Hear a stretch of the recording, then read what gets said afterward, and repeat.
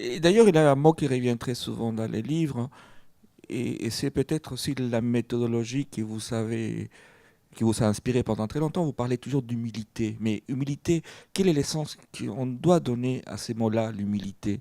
Vous dites peut-être, regardez pas en bas, mais regardez plutôt vers les hauts. Pourquoi? Voilà, d'abord, je ne suis pas sûr qu'à l'époque j'étais si humble que ça, en vérité.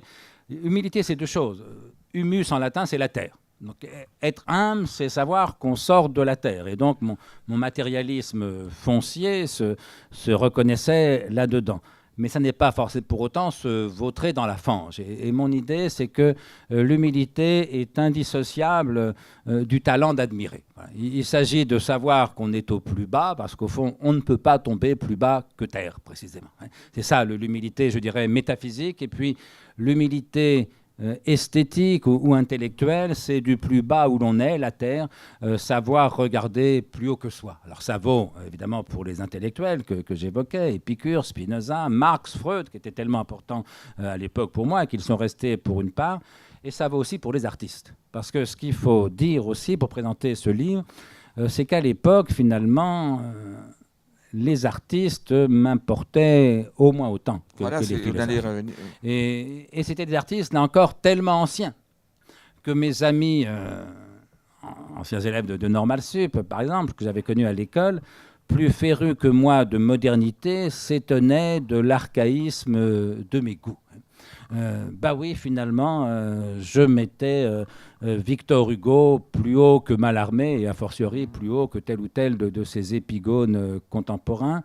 Je mettais Degas plus haut que Malevich ou que tel ou tel peintre abstrait ou soi-disant d'avant-garde. Je mettais Vous préférez pareil. Michel-Ange et Mozart plus haut que tout. Et vous, ouais, mettons Mozart, vous préférez Mozart à Boulez, par exemple. Oui, non, mais bien sûr, mais je veux dire, j'ai envie de dire, comme tout le monde, là c'est presque... Mais on en parle en plaisantant, mais en vérité, c'était un sujet grave pour deux raisons. D'abord parce qu'il est très douloureux quand on a 26 ans de ne pas aimer l'art et la pensée de son époque.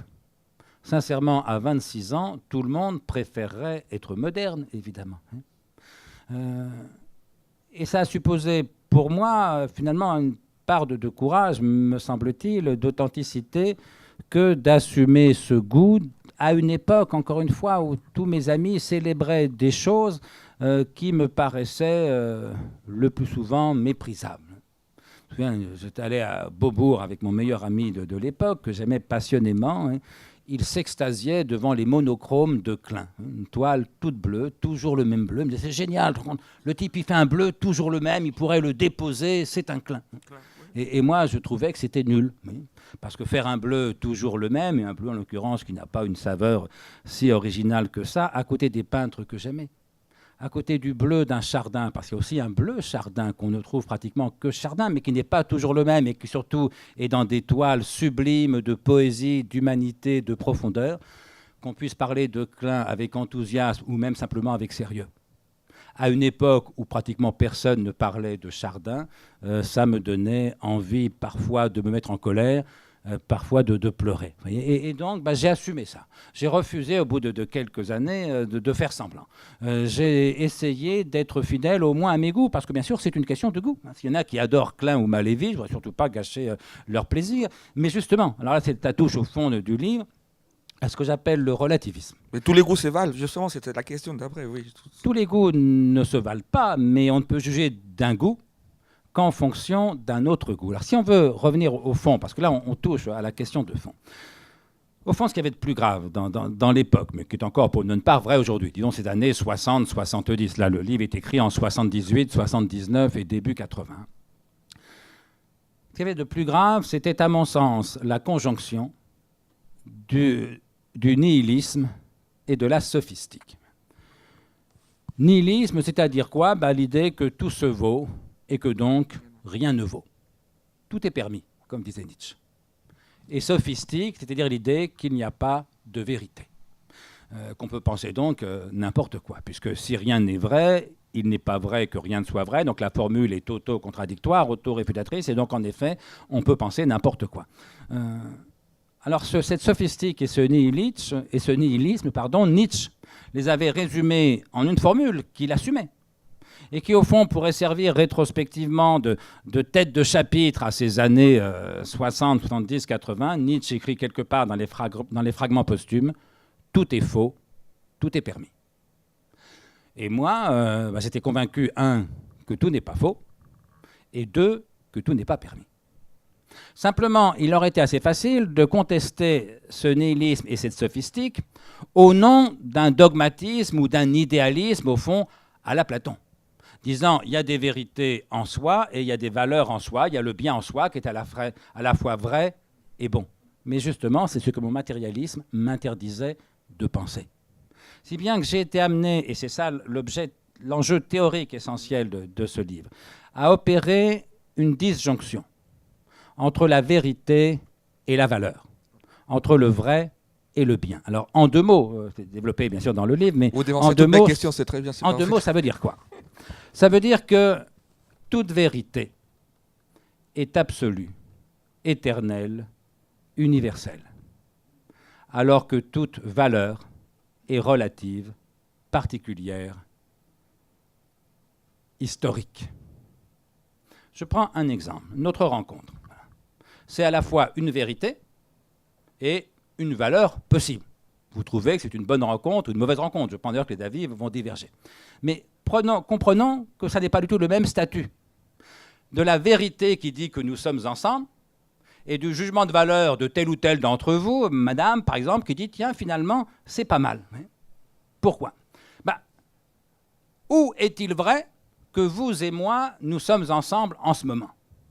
C'est vrai, bien sûr, à la FNAC. C'est vrai, bien sûr, à Paris. Mais si quelqu'un à Marseille prétend que vous et moi, nous ne sommes pas ensemble en ce moment à la FNAC Étoile à Paris, soit il ment, soit il se trompe. Parce qu'il est vrai aussi à Marseille que vous et moi à Paris, nous sommes ensemble en ce moment. Il n'y a pas un point de l'univers, où il ne soit pas vrai que vous et moi en ce moment, nous sommes à la FNAC à Paris. C'est donc exactement une vérité universelle. Vérité. Mais maintenant, le jugement de valeur. Où est-il vrai que cette rencontre, finalement, c'est pas mal? Eh bien, dans la tête et le cœur de madame, si tant est que j'ai bien deviné son point de vue. Parce que monsieur à côté, qui me regarde un peu dubitatif, se dit, mais finalement, qu'est-ce que c'est ennuyeux? Alors ça, c'est étonnant. La vérité, elle est vraie dans l'univers entier. La valeur, on change de chaise, on change de valeur. Et si on faisait un vote, vous voyez, imaginez que je vous demande de noter la rencontre. Ça irait en gros de 0 à 20, ou peut-être de 5 à 15. Vous voyez. Voilà. La vérité est éternelle, la vérité est universelle, la valeur est toujours particulière. Jusqu'à quand sera-t-il vrai que vous et moi, nous sommes ensemble aujourd'hui? Demain, ça sera encore vrai, bien sûr. On n'y sera plus, mais si quelqu'un demain prétend que vous et moi, on n'est pas ensemble aujourd'hui, c'est qu'il ment ou qu'il se trompe. Mais si c'est encore vrai demain, ça sera encore vrai dans 10 ans, dans 100 ans, dans 1000 ans. Plus personne ne s'en souviendra dans 1000 ans, mais il sera toujours vrai que vous et moi, ici et maintenant, nous sommes ensemble. Toute vérité est éternelle. En revanche, la valeur de cette rencontre, eh bien, elle va disparaître du jour où plus personne ne s'en souviendra. Toute vérité est éternelle, toute valeur est historique. Toute vérité est absolue, non pas la connaissance, on a une connaissance que relative de la vérité, mais enfin le fait qu'on soit ensemble, vous et moi, ici et maintenant, c'est une vérité absolue. Toute valeur est relative, ça dépend des goûts de madame, ça dépend des goûts de monsieur, et dès lors que madame et monsieur n'ont pas les mêmes goûts, il est normal qu'ils n'ont pas le même jugement de valeur.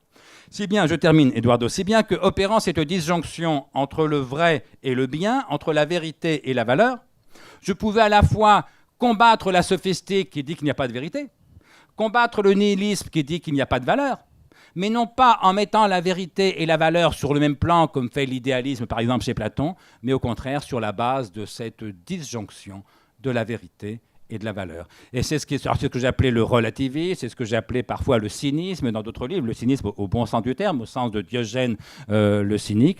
Ça me paraît être un enjeu essentiel du matérialisme et au fond c'est peut-être le vrai secret de la pensée de Spinoza et c'est pourquoi Spinoza, de tous les auteurs que j'évoque dans ce livre, est sans doute celui qui joue le rôle le plus central parce qu'il est de tous les philosophes celui qui a pensé le plus clairement et le plus profondément que toute vérité est objective et que toute valeur est subjective.